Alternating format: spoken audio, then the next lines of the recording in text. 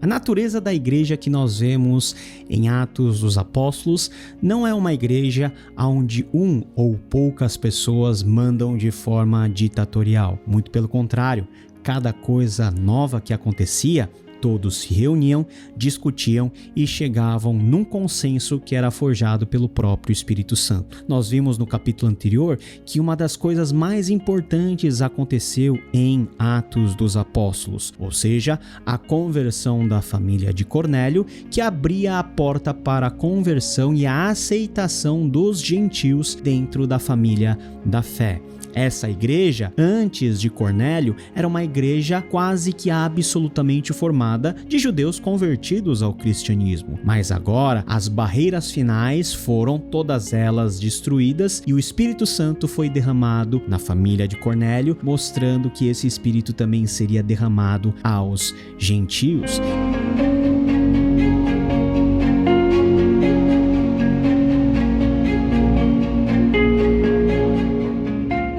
E Pedro, ele retorna de Jope para dar relato daquilo que aconteceu com a família de Cornélio. Alguns judeus da circuncisão até acusam Pedro dizendo: olha, você foi e comeu e passou um tempo na casa de um incircunciso, que negócio é esse? Então Pedro começa a falar tudo o que aconteceu com ele. Ele narra novamente aquilo que ele experimentou, aquilo que Deus falou com ele no capítulo de número 10, como que ele foi chamado por Cornélio, a visão que ele viu, onde Deus mesmo falou para ele que ele não deveria considerar impuro aquilo que Deus havia tornado puro. Nós vimos que isso era a indicação de que as portas da igreja agora estavam abertas aos gentios e que os gentios não deveriam mais ser considerados como impuros. O Espírito Santo mesmo, ele é quem deu ordem para Pedro ir com os 3 que Cornélio havia mandado. Eles vão para Cesareia, eles anunciam a palavra de Deus tão aguardada pela família de Cornélio,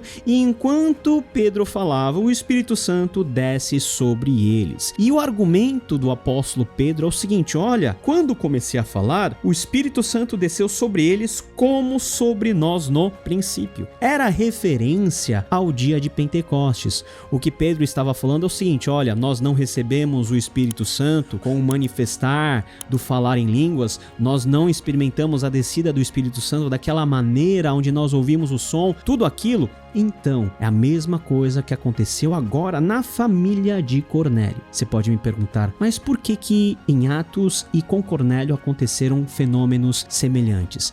Porque o primeiro fenômeno que acontece lá em Atos 2 é o start da igreja geral. E pela sabedoria de Deus, o mesmo tipo de manifestação também aconteceu com a família de Cornélio para indicar que não haveria mais, com a descida do Espírito Santo, uma diferenciação entre judeus e não judeus, judeus, gentios, judeus, gregos, judeus, romanos. Tudo isso seria relativizado e de todos Deus formaria um novo povo. E esse povo teria como identidade a fé no Messias. E Pedro continua dizendo: se pois Deus lhes deu o mesmo dom que nos tinha dado quando cremos no Senhor Jesus Cristo, está se referindo ao batismo no Espírito Santo, quem era eu para pensar em opor-me a Deus? Pedro, ele diz que estava evidente naquele momento que o Espírito Santo estava direcionando todas as coisas para que também houvesse arrependimento e salvação entre os gentios. E esse argumento acaba convencendo toda a igreja. Então todos entendem que Deus concederá arrependimento para a vida até mesmo aos gentios. Olha só, até mesmo aos gentios. Já expressa um grau de preconceito, de dificuldade que os judeus tinham com todos os gentios. Mas a inserção dos gentios dentro do contexto da igreja não é obra humana, porque humanamente isso nunca aconteceria, mas é obra forjada pelo Espírito Santo. Note que todos os eventos passo a passo, Cornélio, Pedro, o que acontece de forma paralela nas duas histórias, como as duas histórias se juntam e o resultado de tudo aquilo, tudo foi milimetricamente forjado pelo Espírito Santo. Com a graça, na época do Novo Testamento, hoje nós não definimos mais a identidade do povo de Deus por meio da nossa cor, por meio do nosso gênero, por meio da nossa nacionalidade, condição geográfica, econômica, física. Todas essas coisas são detalhes muito pequenos diante da ação do Espírito Santo em trazer e inserir para dentro do novo povo de Deus aqueles que estavam longe, aqueles que estavam tolhidos e separados da aliança com Deus. E é dentro desse sentido que nós vemos o evangelho ele se espalhar agora e ganhar velocidade, inclusive em territórios mais ao norte. Nós temos aí a história, a partir do versículo 19, que os cristãos dispersos com a perseguição de Estevão foram subindo ao norte e se espalhando por regiões como a Fenícia, como Chipre, como Antioquia.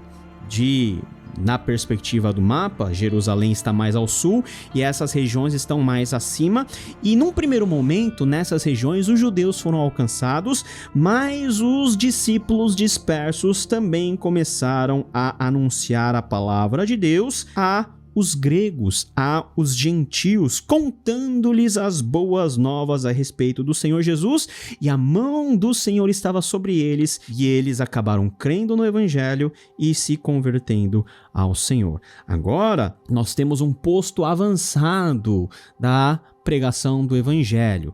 Jerusalém, que é o epicentro, é o posto inicial, é onde tudo começa, e agora nós temos a figura da cidade de Antioquia, que começa a ganhar importância e proeminência nessa ponta de pregação e de evangelização aos gentios. Note que o evangelho ele vai subindo, ele vai se espalhando, ele vai subindo ao norte, ele vai atingindo as pessoas, primeiro os gregos, depois vai atingir os romanos, e no final de Atos nós vemos já a igreja muito bem estabelecida em várias partes do Império Romano. E nessa tarefa, os apóstolos, eles mandam Barnabé a Antioquia. E nós já ouvimos falar sobre Barnabé. É um homem generoso, é um homem que, de acordo com o versículo 24, é chamado de homem bom. Ele era o filho da consolação, era aquele que consolava as pessoas, cheio do Espírito Santo, de fé. E por meio de Barnabé, muitas pessoas foram acrescentadas ao Senhor. Mas Barnabé, ele não poderia fazer a obra de Deus sozinho. Nós podemos pensar muito bem nas circunstâncias do nosso serviço ao Senhor hoje. Barnabé, que foi aquele autorizado pelos apóstolos a ir para Antioquia, ele poderia simplesmente fazer tudo sozinho. Olha, eu sei fazer, eu vou fazer e ponto final. Mas Barnabé conhecia alguém que poderia auxiliá-lo.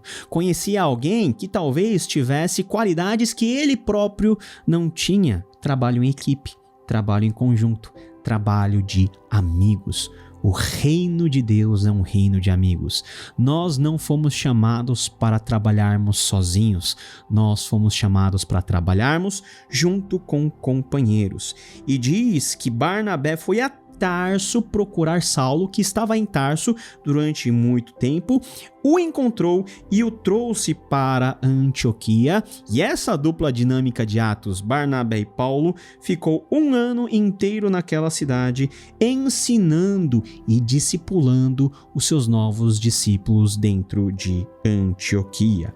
E foi em Antioquia que os discípulos de Jesus foram pela primeira vez chamados cristãos. Cristãos vem de um termo, um neologismo grego, Christianos, que significa alguém pertencente a Cristo, alguém que está associado a Cristo, alguém que imita a Cristo, e era um termo utilizado possivelmente de forma pejorativa. Olha lá o cristão indo, olha lá o pequeno Cristo indo, olha lá aquele seguidor de Cristo indo. E esse cristão, Christianos, foi incorporado pelos próprios discípulos como sendo a sua própria identidade.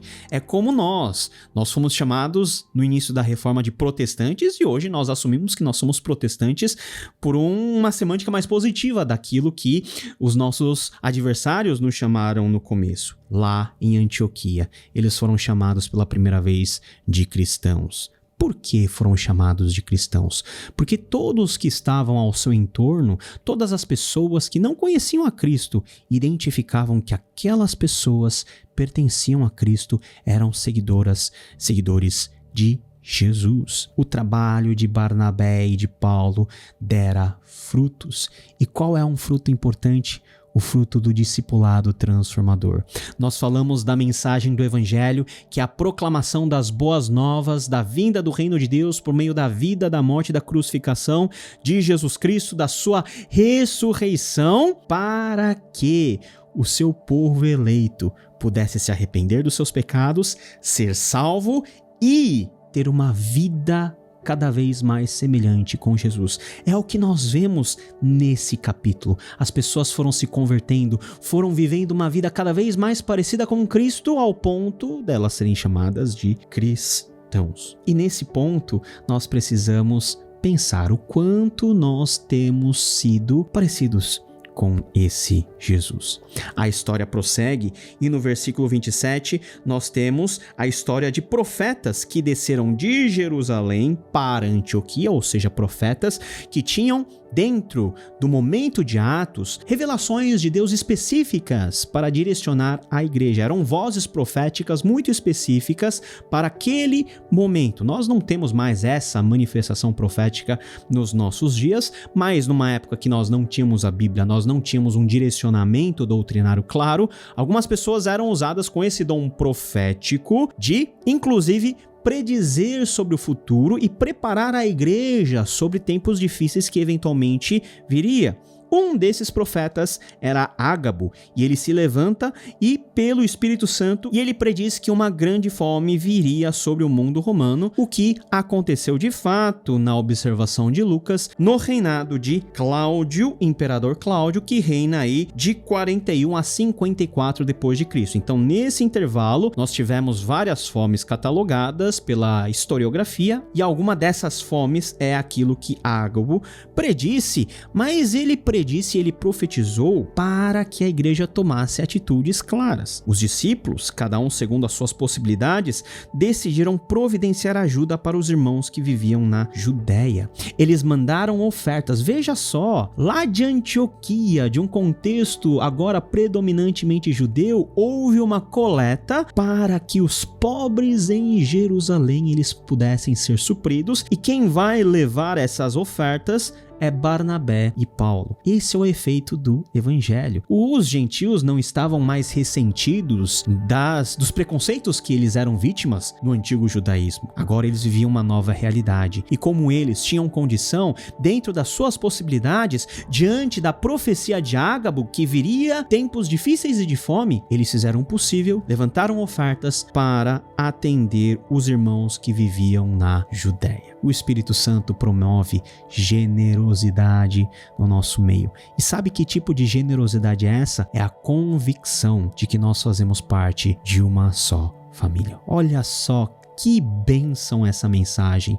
Todo o capítulo 10 e todo o capítulo 11 já são capítulos que nos direcionam para a inserção dos gentios dentro da nova aliança. E o que significa ter os gentios dentro da nova aliança? Que gentios e judeus, todos eles pela fé em Jesus Cristo agora eram uma só família. E o que nós fazemos com os nossos familiares? Quando um está passando por dificuldade, outros ajudam, socorrem. É isso que o Espírito Santo faz no meio do seu povo, na sua igreja.